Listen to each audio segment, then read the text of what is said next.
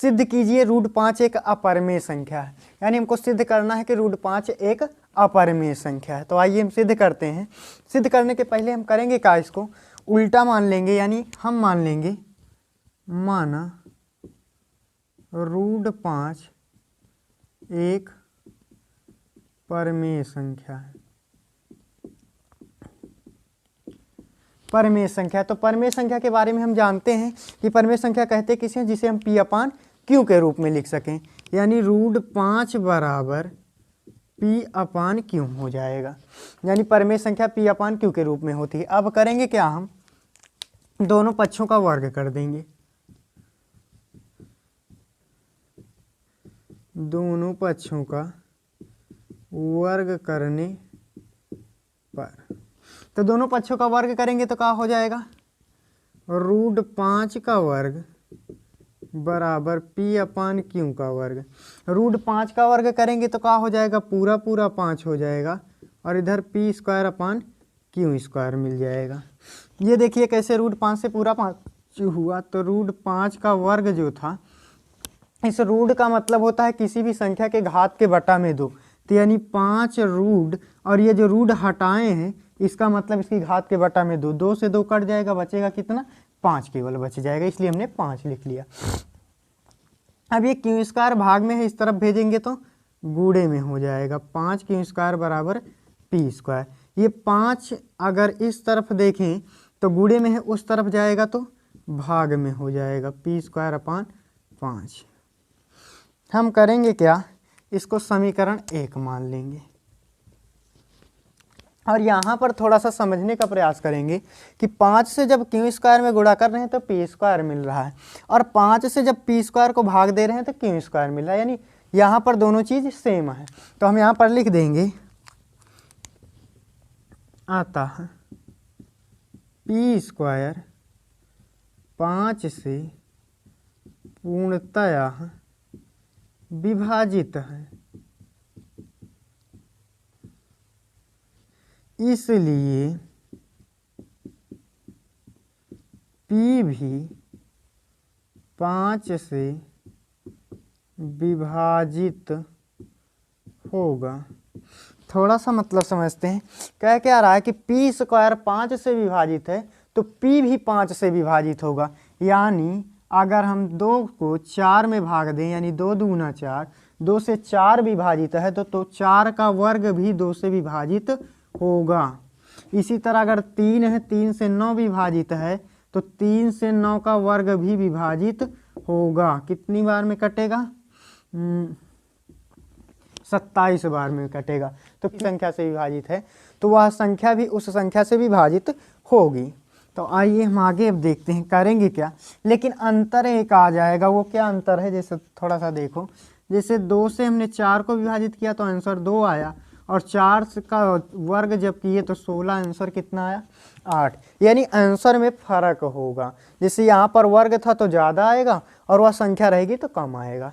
तो यहाँ पर वही चीज़ होगा। यानी जब हम P बराबर 5 लिख सकते हैं। क्यों 5 लिख सकते हैं, क्योंकि यहाँ पर देखा जाए तो P² 5 से विभाजित था, लेकिन यहाँ पर Q² से गुणा किया जा रहा था, और यहाँ पर गुणा कुछ और से कर सकते हैं, R से कर सकते हैं, D से कर सकते हैं, X से कर सकते हैं, Z से कर सकते हैं, किसी भी संख्या से।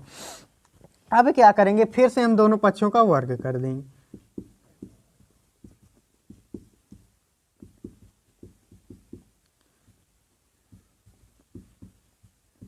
दोनों पक्षों का वर्ग करेंगे तो P²/5R²।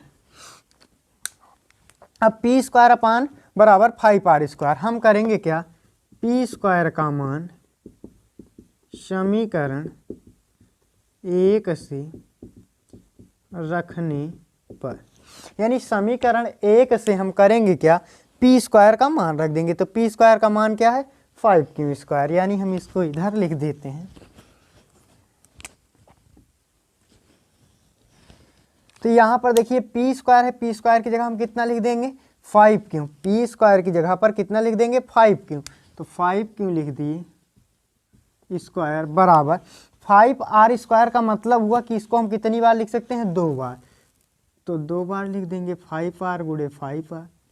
1 5 से 1 5 कट गया तो बचा क्या, Q² बराबर 5r ये 5 गुणे में है, इस तरफ आएगा तो भाग में बराबर r स्क्वायर।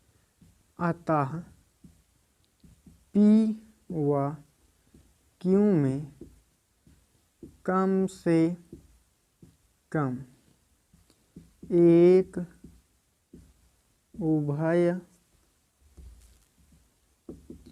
निष्ठ गुणनखंड 5 है। P और Q में P यहाँ पर है और Q यहाँ पर है, यानी जब यहाँ पर हमने 5 से Q स्क्वायर में गुणा किया तो P स्क्वायर मिला, 5 से P स्क्वायर को भाग दिए तो Q स्क्वायर मिला। यहाँ पर 5 से R स्क्वायर में भाग दिए तो Q मिला और 5 से Q स्क्वायर को भाग दिए तो R स्क्वायर मिला। यानी दोनों जगह देखा जाए तो उभयनिष्ठ का मतलब दोनों जगह मिल के आ रहा है, तो 5 दोनों जगह मिल रहा है। यहाँ पर P स्क्वायर था, वहाँ पर Q स्क्वायर था, तो हम लिखेंगे अतः P व Q में कम से कम एक उभयनिष्ठ गुणनखंड 5 है। अतः इसलिए √5 एक परमेय संख्या है। तो हमने सिद्ध करके कहा ला लिया कि √5 एक परमेय संख्या, लेकिन हमको क्वेश्चन में सिद्ध क्या करना था कि √5 एक क्या है, अपरमेय संख्या। तो थोड़ा सा अब हम समझेंगे, यहाँ पर अपरमेय थी तो हमने क्या मान लिया था, परमेय। तो अब जब हमने परमेय ला लिया है तो क्या कर देंगे, फिर से अपनी, यानी ये जो हमें प्राप्त हुआ है यह हमें अपनी त्रुटिपूर्ण कल्पना के द्वारा प्राप्त हुआ है। यानी यहाँ पर अपरमेय था, हमने जबरदस्ती इसको परमेय माना है, गलत किया है, तो यहाँ पर गलती की वजह से ये सही आया है। तो हम अपनी गलती को सुधार करेंगे, तो लिख देंगे किंतु इस तथ्य का विरोधा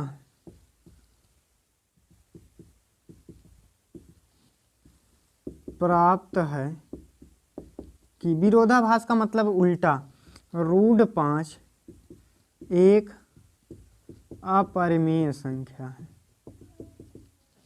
तो हमारा सिद्ध हो गया, हमको यही सिद्ध करना था, √5 एक अपरिमेय संख्या।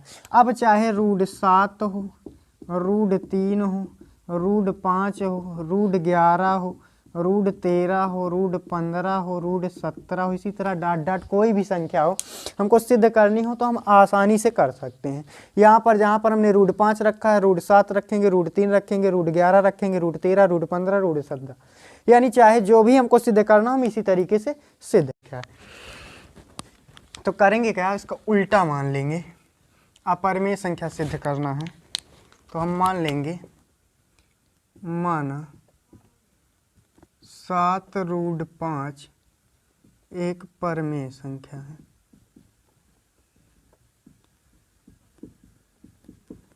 परमेय संख्या है, जब ये परमेय संख्या है तो परमेय संख्या होती क्या है, P/Q के रूप में होती है, अर्थात 7/5 ये किसके बराबर होगी, तो P/Q के बराबर में, यानी अंश बटे हर के रूप में।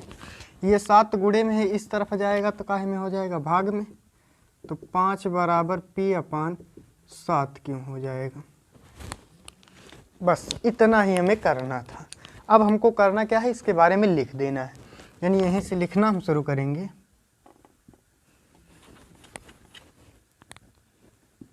अतः 7,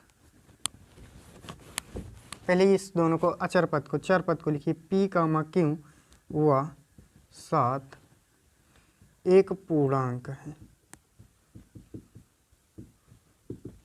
जब एक पूर्णांक है तो पूर्णांक किसे कहते हैं, 0, 1, 2, 3, 4 डॉट डॉट डॉट कहाँ तक जाएगी, अनंत तक। और किसी भी संख्या के बट्टे में हम 1 मान सकते हैं, जब 1 मान सकते हैं तो ये P/Q के रूप में हो जाएगी, अर्थात परमेय संख्या हो जाएगी। अतः इसलिए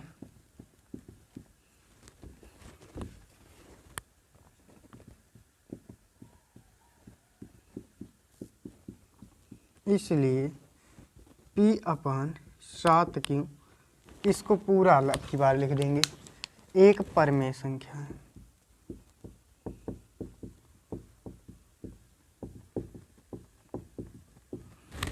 जब ये परमेय संख्या है तो इसके बराबर में ये है, तो ये भी एक परमेय संख्या होगी। अतः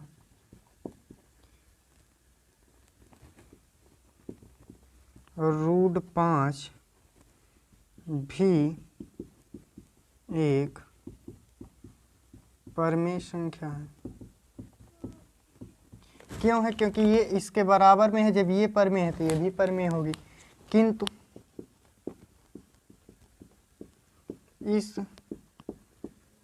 तथ्य का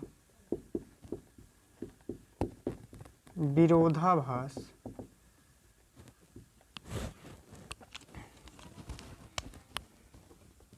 यह प्राप्त है कि √5 एक अपरमेय संख्या है। यानी इस तथ्य का विरोधाभास, यानी इसका उल्टा कर देंगे तो जब हमको परमेय मिल गई है, अपरमेय थी तो परमेय मान लिए थे, और जब परमेय है तो क्या मान लेंगे? अपरमेय। जब √5 अपरमेय हो गई तो ये भी हमारा अपरमेय हो जाएगा। अर्थात हम कह देंगे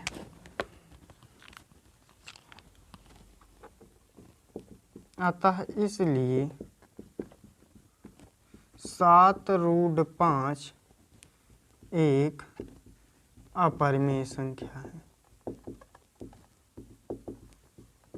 बस इतना ही करना है, सिद्ध हो गया।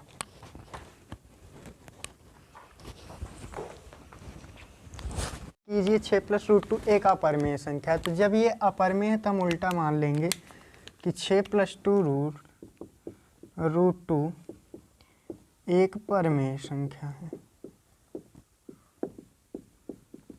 जब ये एक परमेय संख्या है, किसके बराबर होगी? तो P/Q के बराबर में होगी, यानी P/Q। 6 प्लस में है, उधर जाएगा तो माइनस में, यानी P - 6/Q/1। और √2 बराबर गुणा करा देंगे तो P का गुणा 6 में होगा तो 6Q/Q। अब क्या करना है? यहाँ पर लिख देना है अतः, इसको अलग अलग करके सबको लिख देना, यानी P, Q व 6 एक पूर्णांक है। जब यह एक पूर्णांक है तो पूर्णांक का मतलब 0, 1, 2, 3, 4 कुछ भी हो सकता है, 0 भी हो सकता है, 1 भी, 2 भी, 3 भी, कुछ भी हो सकता है, डॉट डॉट अनंत तक। इन संख्याओं के बट्टे में हम 1 मान सकते हैं। तो जब इन संख्याओं के बट्टे में 1 मान सकते हैं तो ये एक परमेय संख्या हो जाएगी, यानी P - 6Q/Q यह एक परमेय संख्या होगी। तो जब ये परमेय होगी तो ये भी क्या होगी? परमेय संख्या, क्योंकि इसके बराबर में। परंतु इस तथ्य का विरोधाभास प्राप्त होता है। क्या प्राप्त होता है? कि √2 एक अपरमेय संख्या है, क्योंकि हम √2 को सिद्ध कर चुके हैं एक अपरमेय संख्या है। अतः इसलिए ये भी क्या होगी? एक अपरमेय संख्या। तो जब ये अपरमेय और ये अपरमेय, तो हमने इसी को तो सिद्ध करके इतना लाया, तो ये भी हमारी क्या होगी? अपरमेय संख्या, यानी 6 + √2 एक अपरमेय संख्या होगी।